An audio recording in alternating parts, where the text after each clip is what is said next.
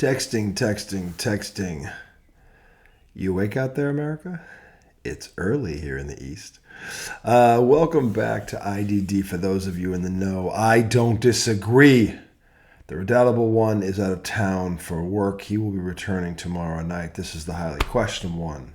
This, me, I, RJ Miliaccio. Segment 1, and again, it is early in the morning on Tuesday. At the typing of this recording, the time of this recording, rather, it is 5:30 a.m. Even the sun isn't out yet. This is crazy. Actually, it's not. I was supposed to go on last night. Was too tired. Fell asleep in the middle of, but woke up to see the end of actually, I saw pretty much the whole thing. I fell asleep for probably about almost a quarter, not quite a quarter, from like the middle of the second quarter to the middle of the third quarter. That would be the Dallas-Oklahoma City game, which turned into a Donnie. We'll talk about that one too. But segment 1 is about the Boston Celtics. They have pushed the Cavaliers, I should say, the undermanned Cavaliers, to the brink with a 109-102 win last night out in Cleveland.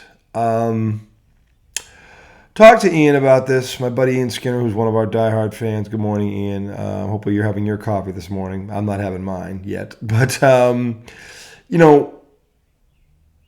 the thing about last night was, and this is where I get really mad at the pom-pom waving, green lens covered glass, pink hat Celtic fans out there who, if they're lucky, they probably saw the 08 championship team. That's probably all they've seen. They don't remember or saw the Bird era. So they don't remember Dave Cowens. So they only really know one championship if they know that. And I'm getting awful sick and tired of these young millennials questioning the old guard, because I'm part of the old guard. I'm 51 years old.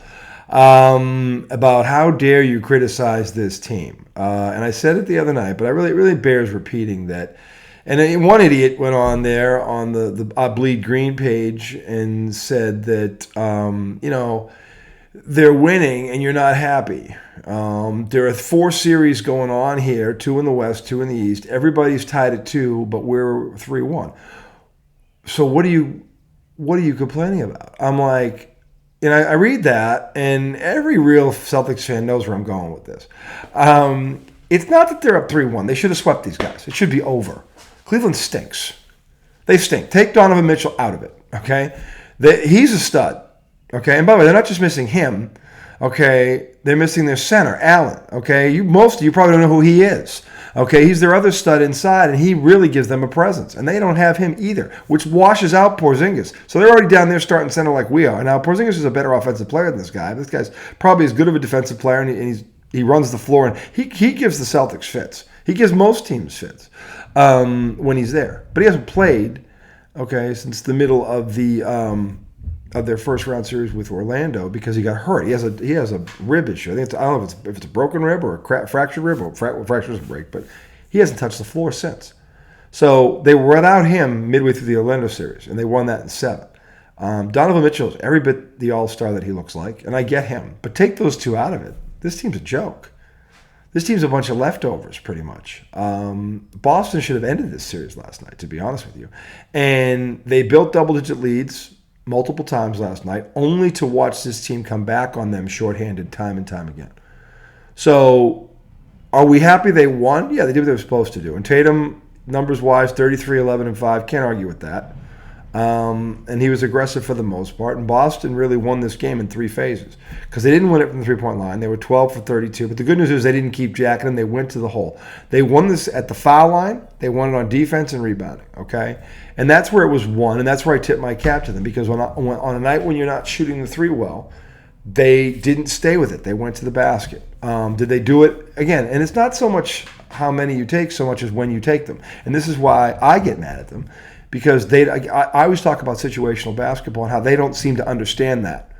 Like when you have a team on the ropes, don't start shooting threes. Go to the basket and put them out of their misery. When they built those leads, that's pretty much what they did. And they might hit a 3 here and there, but it was really going to the basket, him and Jaylen Brown. Going to the hoop. Holiday, who's had 2 great games in a row, Drew Holiday on both ends of the floor. All-around games.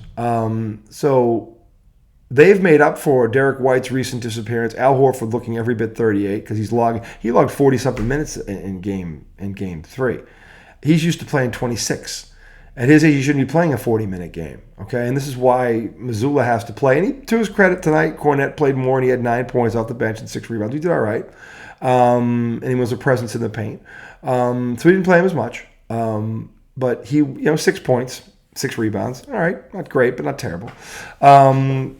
Derek White hasn't shown up in 2 games, at least offensively speaking. He had 5 points tonight, and I think I don't know what he had last game, but not a lot. But it was really Tatum and Brown going to the basket, forcing the issue. And when that's cool. I'm glad they did that because they need to. When you're not shooting, you have to do that. Is Charles Barkley right? Is there still too much one-on-one and not enough ball movement? Yeah, they only had 15 assists last night on 38 baskets. That's no good. So they were still stagnant on offense when they weren't out in transition and running. But Tatum and Brown at least went to the basket. So they won at the free throw line. They were 24 for 21. I give them credit for that. That's big on the road. They outshot them. And their defense was so good. They kept these guys on the perimeter, and they don't shoot well, but they did in the first half. And Strauss, who, again, was a thorn in their side last year down in Miami when he was playing for them, had 25 points, but most of that came in the first half. In the second half, they locked him down. So they won it on defense. They also won it on rebounding, 48 rebounds to 32. They rebounded them by 16 points.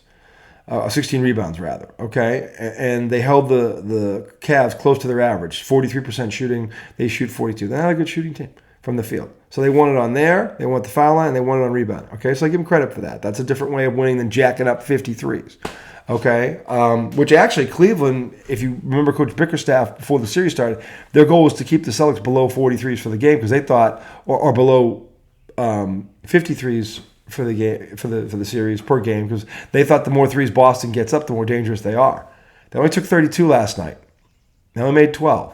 Okay, they were dangerous because their 2 best players went to the basket, took a lot of shots in and around the paint, and Cleveland can't stop either one of them. They don't have a guy that can guard them, and most teams don't have anybody that can guard these two when they put their mind to it. So that's where they won the game, and I give them credit for that. But the problem is this: they're up 3-1 because they're playing an undermanned team. Okay, just like the last series. The Heat didn't have Jimmy Butler, and they didn't have Terry Rozier, who's a 20-point scorer. That's 40-plus points out of your lineup. You don't lose to teams like that, even once. And if you want to sit there and say, well, they shot a record, made an NBA record, 23 three-pointers. The problem with you saying that is they were open. The very next game in Miami, Boston decided to play defense, and they couldn't even get a look like that. They ended up making 8, and those were more... a few of them were open, but not many. Okay, so this is all about effort and intensity. And when the Celtics bring it, they'll put this team down 99 times out of 100. So, but what you guys don't understand is the teams that are left, Cleveland is the worst team left because of their injuries right now. If they had Mitchell and they had Allen in the center, okay, go look up his stats, okay? And they were beating this two, and they were playing, they were healthy, 100%, both of them, and we didn't have Porzingis, that would say something.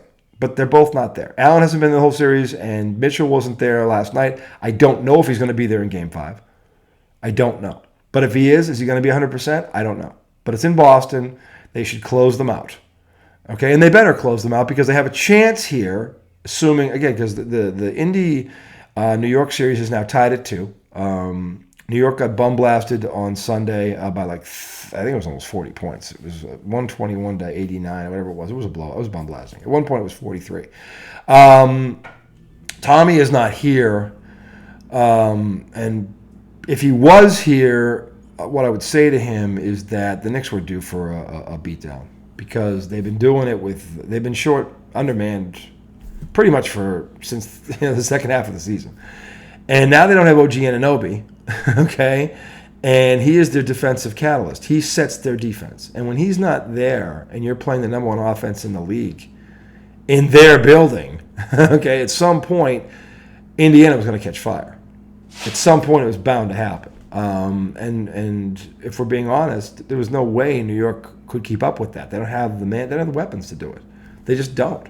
Even if Brunson and DiVincenzo were hot, I don't think they could have stayed within 10 points of them if that offense was doing what it did on Sunday.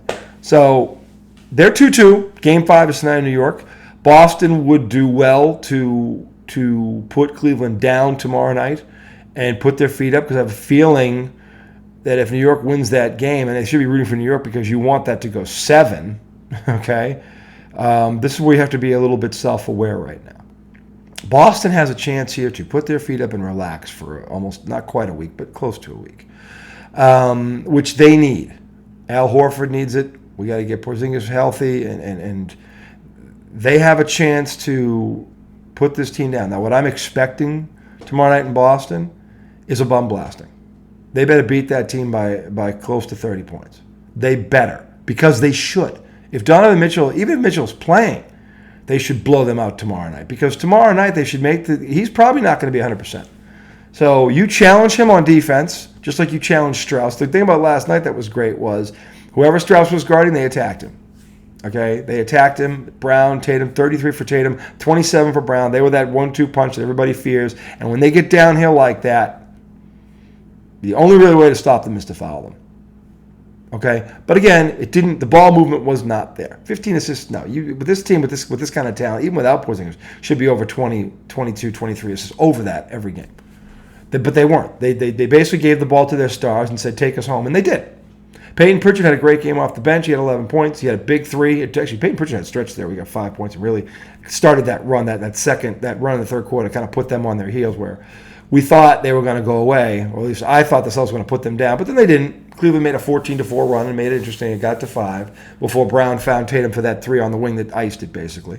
But the thing is, the real Celtics fans are mad because they're winning, but it doesn't feel like they're winning. Because given the scenario, what we know, these games shouldn't be close. I don't expect Boston to blow everybody out by 20 points. That's not what I'm saying. And that's not what the real fans are saying.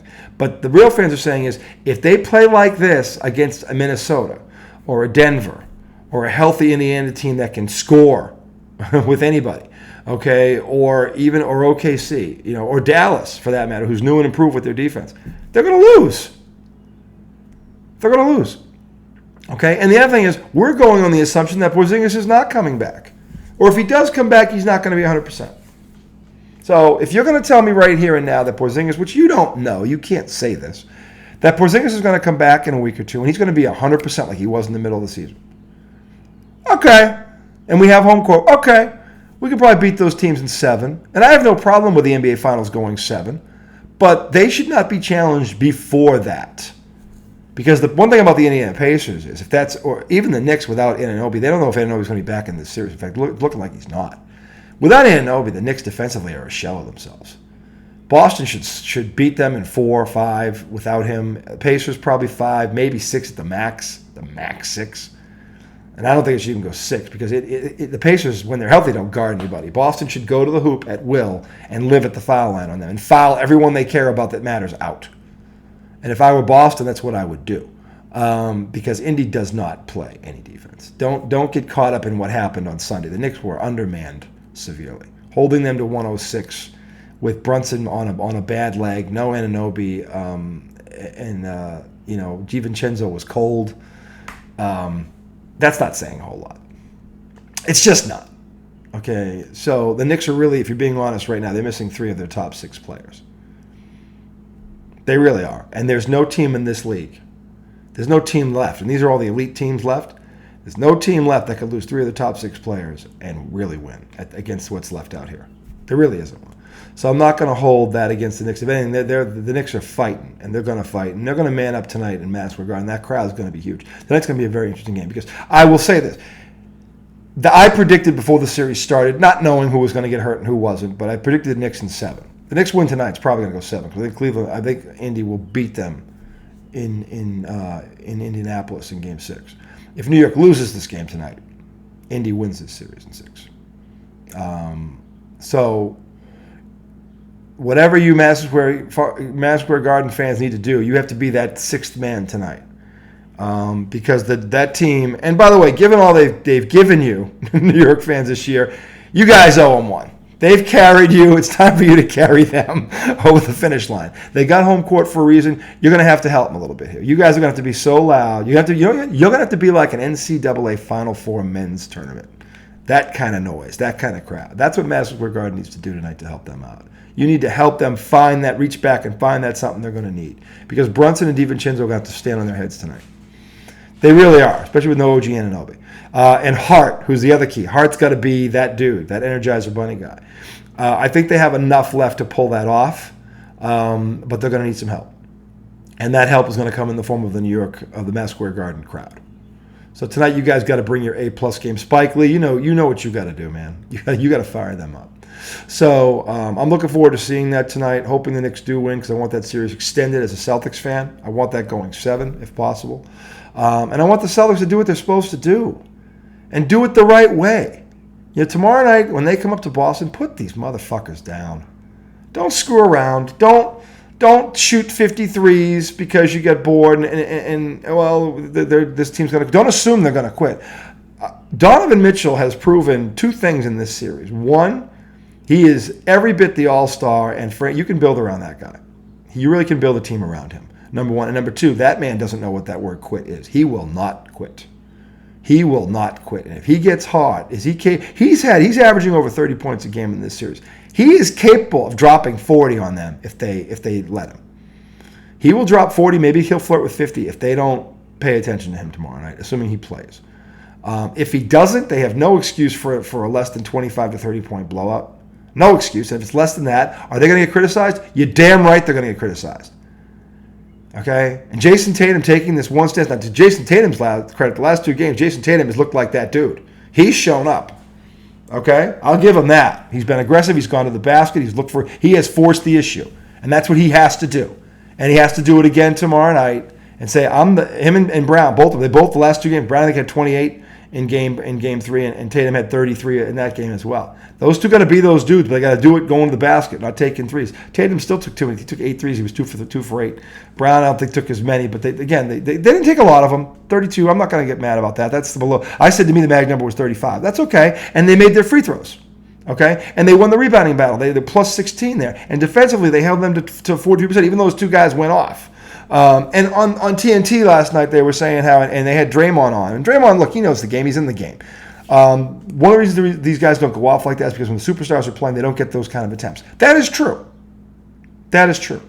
But if Draymond Green knows that, why don't the Celtics know that? Why don't they know that? It's happened to them before. Remember, last time they were in Cleveland in the regular season, they blew a 20-point lead, and these guys we never heard of came off the bench and let them. One dude had like 5 threes in the fourth quarter. That guy, Dean Kane, whatever his name was, the white kid with the beard, who came out of nowhere, who averaged just 5 points a game and had 20-something in one quarter, and they lost by a point. They blew a 20-point lead in the second half. They've seen this already. They've got to learn from this, okay? Now, again, last night when they got close, they didn't break. They bent, but they didn't break. But again, that's a game they should have won going away. And they didn't. So this is why it leaves them. And even Barkley said, the thing about the Celtics is they leave a bad taste in your mouth. Because, they got all the tools. They have tons of talent. They can hit you from anywhere with so many weapons. And they do. That's all true. But it's like they keep taking their foot off the gas. And Tatum said something about that in the post game. We got to, put our foot down and let them, and let Cleveland know right away tomorrow night this series is over. And put them down and kick them until they quit.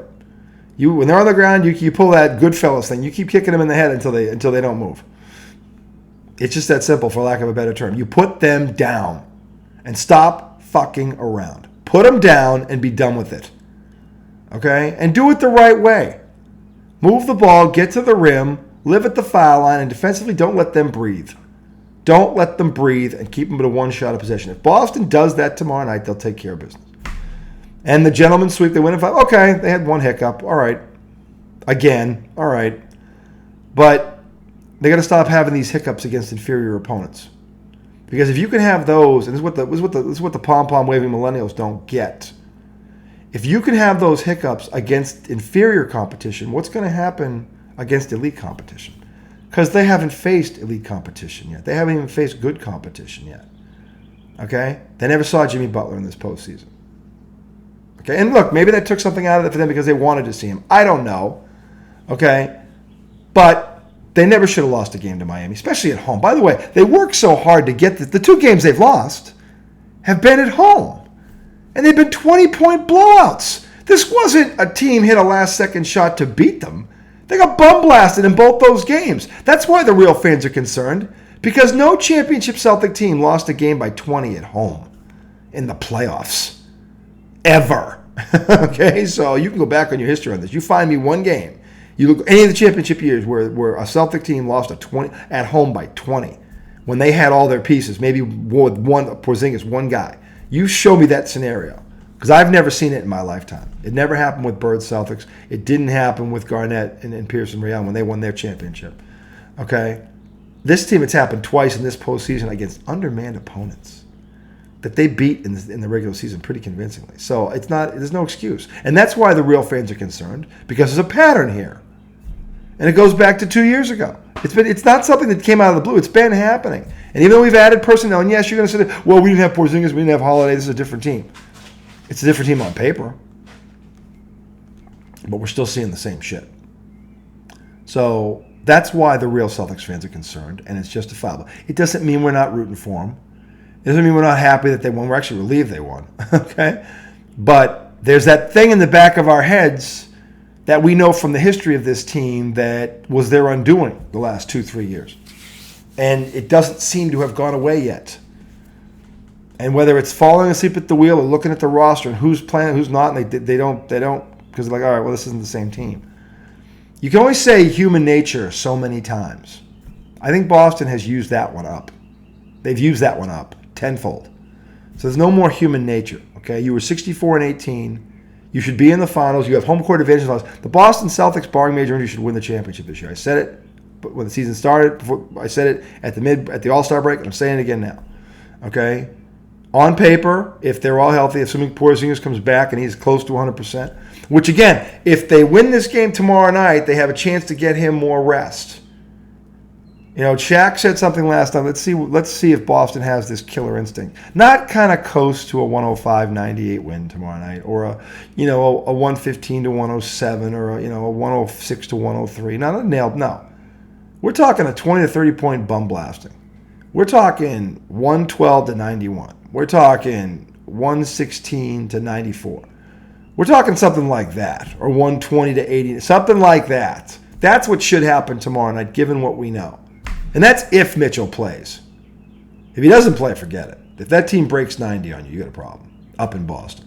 So that's what we're thinking. That's why we're criticizing them. Of course, we're their real fans. And by the way, real fans have every right to criticize their team. You know why they're criticizing them? Because they care about them. If they didn't care, they wouldn't say nothing. And by the way, the criticism is justified. The Boston Celtics up and down, 15-14 in the last 29 playoff home games. 15-14. You go back to the history of the Boston Celtics, you show me a stretch like that in the playoffs. You won't find it. Okay?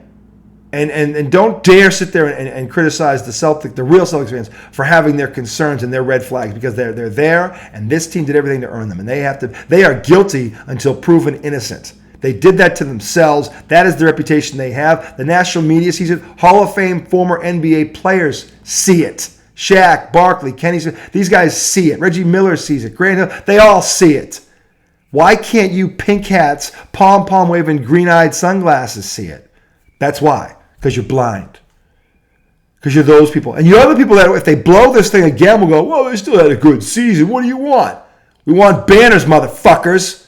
Because that's what this team was built on. Banners. Red fucking Auerbach. Bill fucking Russell. John fucking Havlicek, Bob fucking Cousy, Casey motherfucking Jones, Larry fucking Bird, Robert fucking Parrish, Dennis fucking Johnson, God rest his soul, one of my favorites, DJ, Tommy fucking Heinsohn. If they were here right now, what do you think they'd say about this team? You think they'd be waving the pom-poms and the green? No, they wouldn't. No, they wouldn't. They'd be pointing out every fucking flaw and what's going to trip this team up and prevent them from putting Banner 18 up. That's what they'd be doing, because they know. Because they know how they did it. They built this dynasty, this ongoing dynasty, 17 world titles. 9-3 against the fake show in the finals, by the way, with them acquiring all this Hall of Fame talent, going back to buying Wilt Chamberlain, buying Jabbar, buying Shaq, and we still beat them. Okay? So I don't want to frickin' hear it. Okay? And none of the real fans want to hear it. Do yourselves a favor, you fucking pink-haired green glass. Shut your fucking mouth. Sit there and suck your thumb. And don't you dare criticize the old guard again. Because as usual, you don't know what the fuck you're talking about. And you think last night was impressive. That's how fucking stupid you are. That game should have been over 3 different times, and it wasn't. Okay? And not because Cleveland didn't quit. Boston should have known they weren't going to quit and should have kept their foot on their throat and broke their neck. And they didn't do it.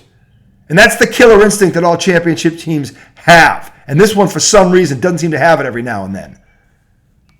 They better get it, and they better get it damn fast. And they better start playing situational basketball better, meaning, all right, team just hit it with an 8-0 run. You know what we should do? We should jack a 3. No. Go to the fucking basket, get an easy one, and break momentum. That's a simple one right there that they don't seem to like to do. Okay? That's a simple one they could change right there. All right? That's what we expect. That's the standard they have to live up to. If you don't like it, then don't put the fucking uniform on. Because the real Celtics fans are going to hold you accountable, are going to hold guilty until proven innocent until you put a banner up there. You put a banner up there and you want to slack and have a bad night, you've earned that. This group, this core, Tatum, Brown, Peyton Pritchard, Al Horford, Sam Hauser, the guys that have been here a couple of years, they haven't earned that. They haven't earned that. They haven't. And when Kevin Garnett was here and Bill Russell was alive, Bill Russell told him from the jump what the expectation was. He told him, you play your heart out and you fail, I'll give you one of my rings. But you have to understand something. See, Bill Russell's no longer here to talk to these guys. Okay? And I wish to God Larry Bird would come back, or Robert Parrish would come back, or Kevin McHale would come back and just have him, talk to him.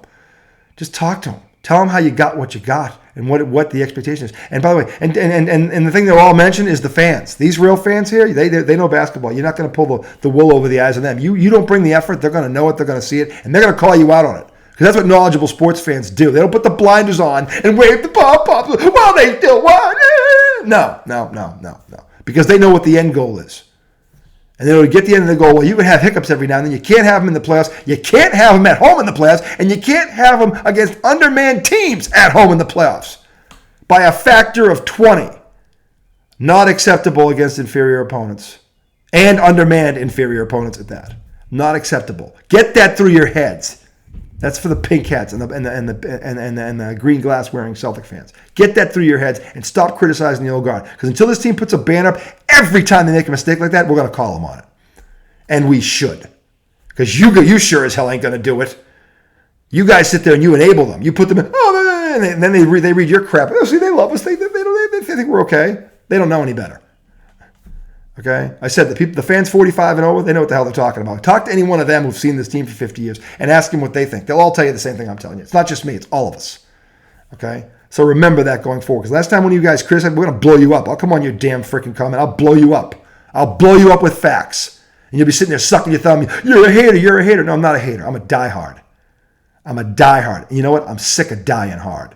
Because every time this team has failed in the last 3 years, it has not been because of the opponent. It's been because of themselves. And until that changes, the criticism won't stop. Deal with it. Segment 2 coming up. Bruins bent over, porked by the league. Stay tuned.